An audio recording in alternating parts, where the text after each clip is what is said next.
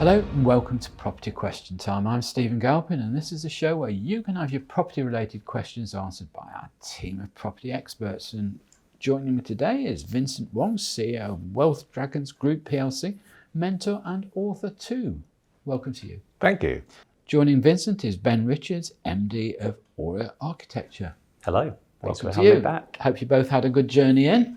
Yes. I don't know whether our public transport has changed any under Not yet. a Labour government, has it? Not Still so as far that close I've seen, cramped. to be honest.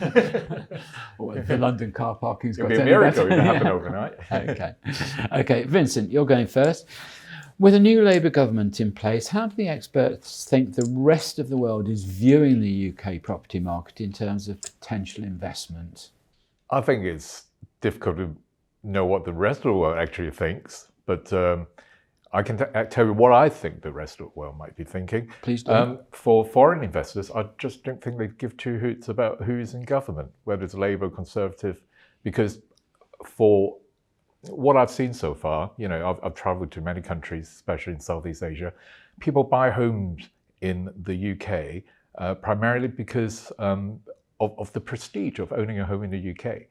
If you think about it, there's so many foreign students who travel to the UK because they want to study in a British institution. There's so many English language schools with names affiliated to Oxford and Cambridge, which simply because of the prestige, they want to own a property in the UK. And of course, the UK actually does create an environment of, you know, political and economic stability. And legal stability.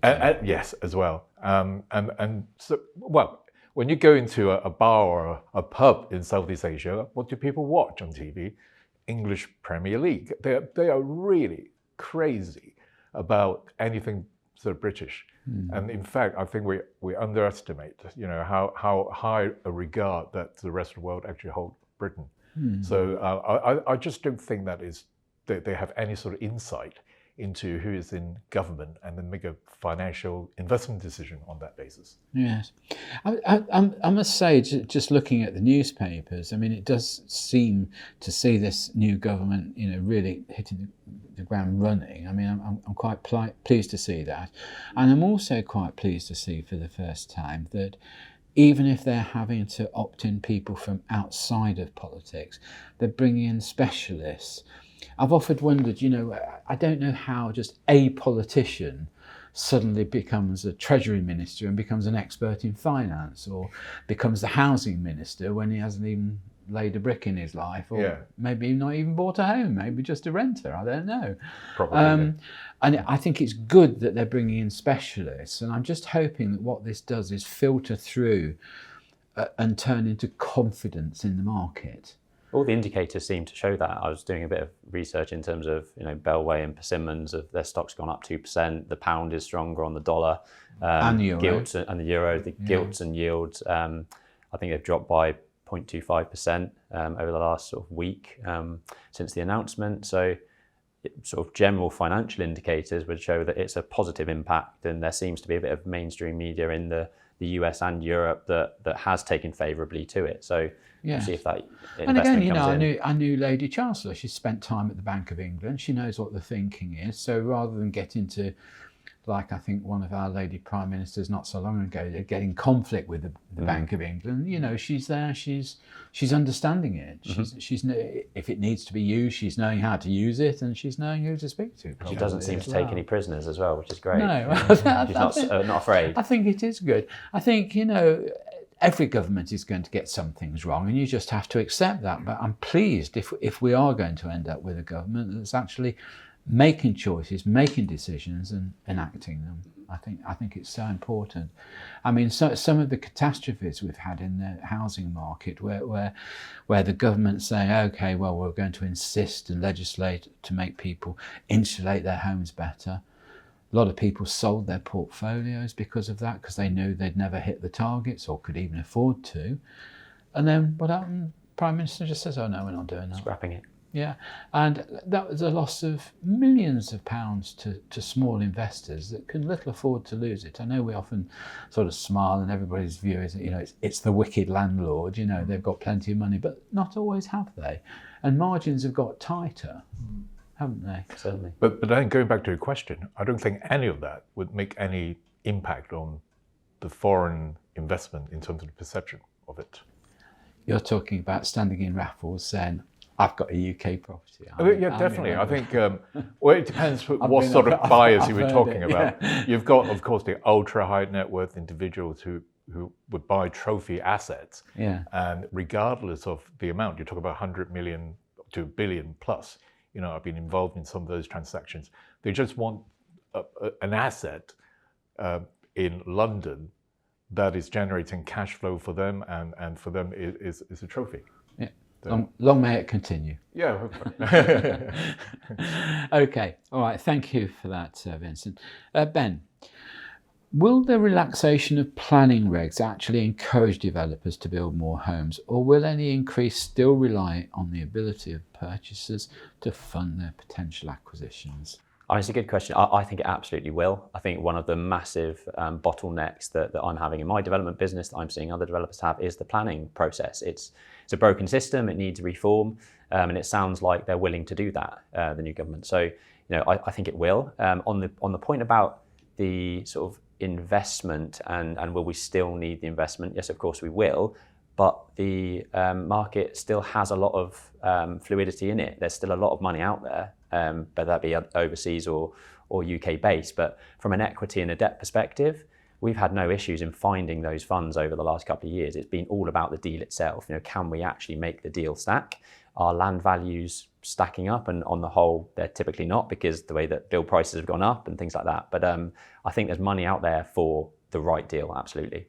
Well, I had a conversation with somebody the other day who was asking me if there are enough sites available to hit the kind of volumes the new government wants to build. And the answer is probably yes, but the costs are so prohibitive because of the infrastructure that needs to be put in. And I'm very much in favour of systems that use a lot in Europe and certainly in the Middle East. I don't know about the Far East, but certainly the Middle East, where the government or the local authority will take the site, put all the infrastructure in, and then say to a developer, right, do you want to buy a slice? Mm-hmm.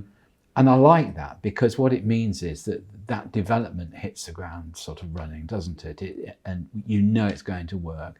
You're not going to be suffering 2-year delays because you can't get the drainage pipes in or the electricity to it or the national grid have enough volume for it. And I think that would work well. And I'm not sure that the announcement they're going to give 300 new planners to the local authorities is going to really do very much, because you're dealing still with a committee of 10 or 12 that are in effect amateurs. It's less than one per council. Yeah. It's just going to scratch the surface, really. Just out of interest, how is that going to affect the development on green belts and in terms of environments? Yeah, I mean, there's a lot of talk about the grey belt, and that's the sort of terminology. I actually really like it, and I think there's a misconception externally that the green belt means specifically luscious green forestry land and agricultural land and stuff like that, and it's really not. There's a lot. What's a grey belt? So there's a lot of stuff in the green belt that happens to be in that zone that are disused garages or old nurseries or previously built on spaces or airfields that have a lot of hard standing. So these are opportunities for development. There are opportunities that are currently a no-go because of Greenbelt, whereas actually there is a lot of opportunity out there to develop on those types of derelict land that happens to be in that zone. Oh, okay. So yes, I think it is a common misconception. I really like the term. I think actually it removes that green piece that people think should be protected, and unlocks a lot of opportunity to build the houses that we need. Well, to back that up as well, I'm very pleased to see that the Deputy Prime Minister is calling in all the applications over a certain size to look at each particular one to make sure that sort of NIMBYism isn't being executed in that area. So I think that's good news. And I think the government does need to intervene over some of these planning decisions. I really and wouldn't it be great if all citizens like Milton Keynes? Well, that is one of the big plans for new towns. They're using Milton Keynes as a good example of what can be done. You're right. Have you still got the plastic cows in there? That's concrete. Concrete. Yes, they're long-lasting, iconic. I drive past them every day. Right. Never get bored looking at them. Lucky you. All right, gentlemen, thank you very much. That's all we've got time for in this half of the show. So join me again after the break and we'll be asking Vincent and Ben more of your questions.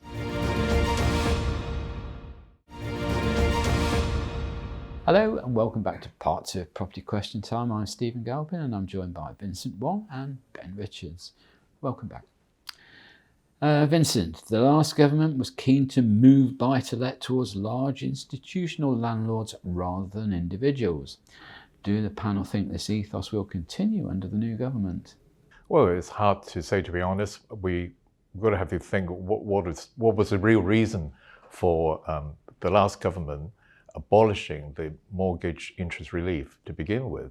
Was it for more collection of taxes, or was it really for more altruistic reasons to provide better housing standards?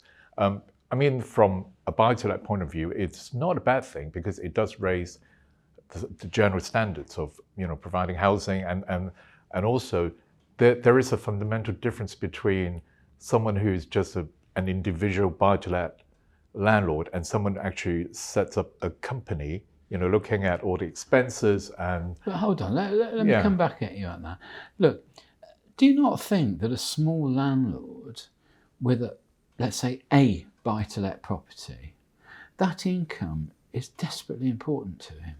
Well, I'm not saying that it isn't. And therefore, he's probably going to offer a better standard of accommodation than a lot of these institutional people. Look at a lot of the housing associations. If you look at the complaints on unusable property now, property that falls below what are generally accepted standards, it's mostly the housing associations that are falling below, i.e. the institutions. Yeah, but your question is about whether with the current government this is going to continue. The answer is That's very good. Bring us back. Well, yeah, going off. The answer is we don't know. But as far as the buy-to-let investors concerned, I believe a lot of the viewers here are people who are interested in buy-to-let, or they've got maybe a small portfolio, is that you have to work within the confines of what we can and cannot do. And right now, there are a lot of individual landlords who are caught out because their properties are still in the individual names and they're being taxed on the gross income, the rental. But going forward, you really definitely need to adopt an entrepreneurial mindset, looking at your property as a business rather than just a single buy-to-let that you can fix a broken tap. But you've got to have to treat it as a business. And that means you've got to have to look after your business. You've got to have to raise finance if necessary. Because there's so many buy-to-let investors who are actually not making money. You may think that they're all completely well off. No, there are a lot of people who are having sort of negative cash flow on a monthly basis, and they're in negative equity, and they manage the properties really badly. So I think it's a good thing all around. But whether the government moving forward is going to maybe do something about the leasehold reform, or reintroducing. Well, leasehold reform has actually gone through, so the Labour government are going to have to unstitch that if they want any changes to that. But the renters reform, yes, that's the one they shelved. It was shelved, wasn't it? Yeah. Well, I think it's a shame that they have, because I think it's not a bad thing for promoting a high standard of living. Well, I think it was the more important of the two acts, actually. Yeah, I mean, the UK is the only country where you can actually just, get a buy-to-let mortgage and pay interest without the capital repayment, and it's easy access. But because of the low barrier to entry, you've got to have some standards in your provision of services. Agreed. Yeah. Yeah. What do you think? I think, unfortunately, the institutions are going to be relied upon to create the sheer quantum of private rental sector stock that we need in the UK. We have to have big institutions that have the funds to deliver those. What I hope doesn't happen is that the little guys get forgotten about, because, I've been an investor for 12 years now. It is I see it as a pension pot. The government's, and the way the pension is run. I don't want to rely on the government because it's going to run out. There's too many people for the pot to cover. But I think we as individual landlords, who are often accidental, like you say, do create a really good standard of living for for rental stock. And I was at the HMO Awards not too long ago, a couple of months ago, and the standard, the product that is being produced by landlords is fantastic. Yes. Unfortunately, so, few spoil it for the many. But the stock that I see, the investors that I know, the developers that I work with, the standard of finish in the stock that they provide is fantastic. Yes. And it's a big part of the market, being an individual landlord that has 1, 2, 3, 4 properties, but to create the sheer quantum that will be needed to maintain supply at the right level, we're going to have to rely on the institutions. And unfortunately, when supply is low like it is, prices skyrocket like they have done over the last couple of years.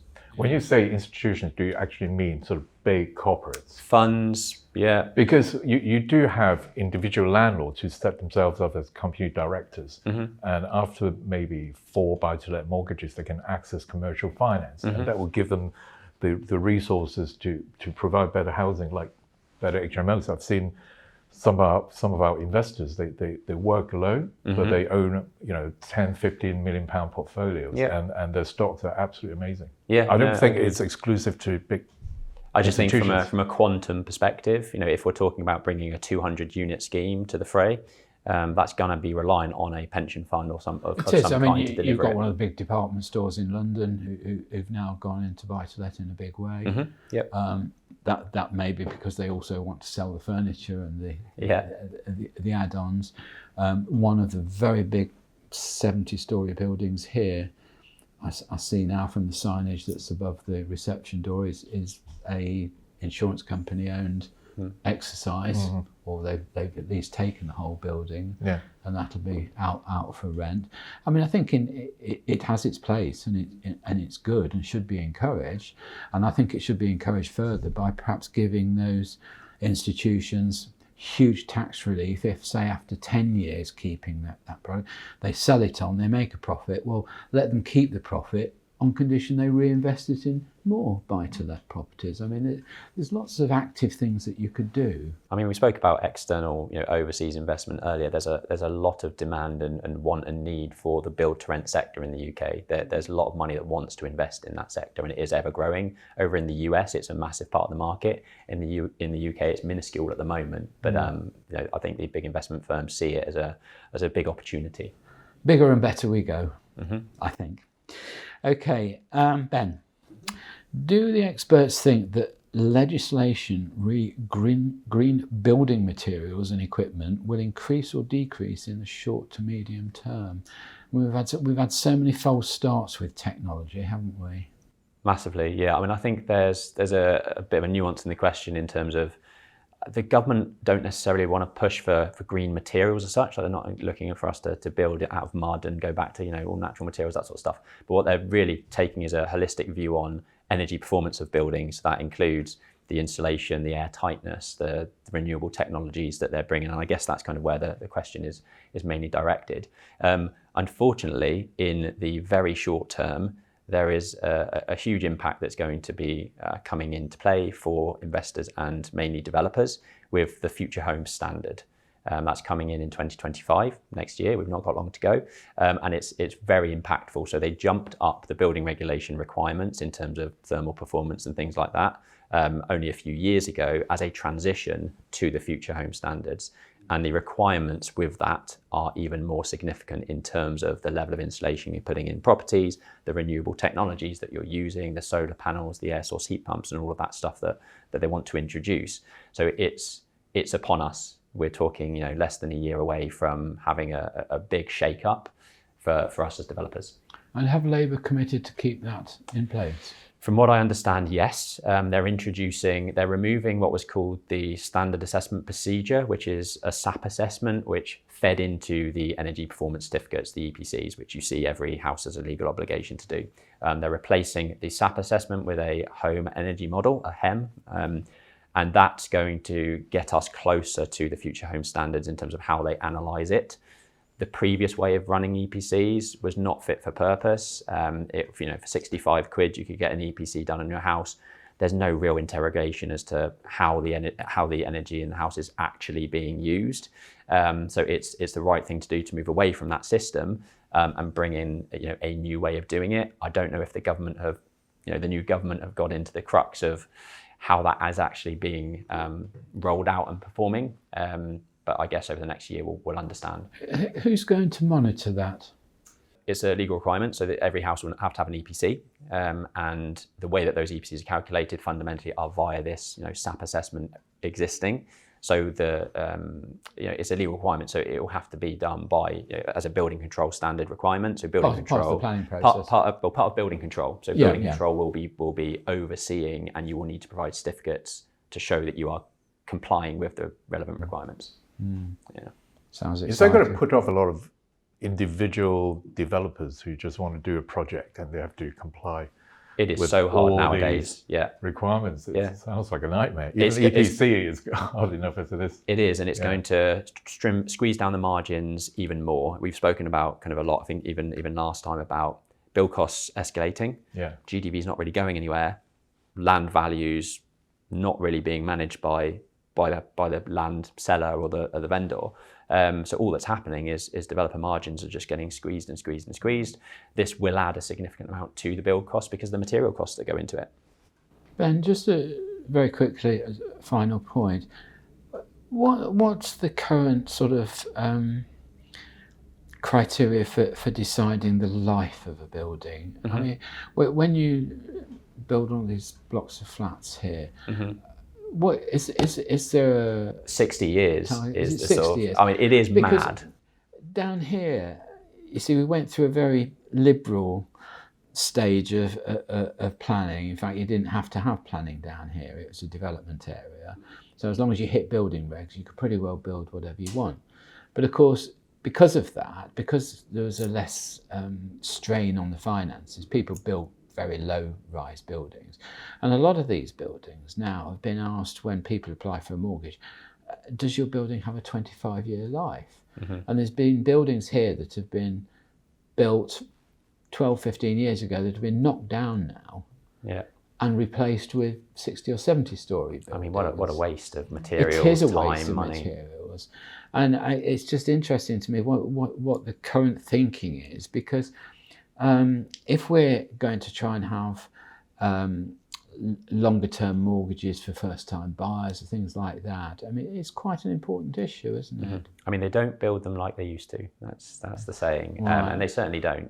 We've got, obviously in London, it's rife with 150-year-old homes that people absolutely love, that look fantastic, that create great homes for people. Whereas nowadays, you've got these shoeboxes that are built up in sticks, and but it's needed. It's modern days of building. All right, well, on that nostalgic note, we'll draw the programme to a close. So thank you both very much for coming in today. That's Vincent Wong, CEO of Wealth Dragons Group PLC, and Ben Richards, MD of Aura Architecture. Thank you both very much indeed. Pleasure of mine. Thank you for watching. Look forward to seeing you next time. I'm Stephen Galpin. See you then.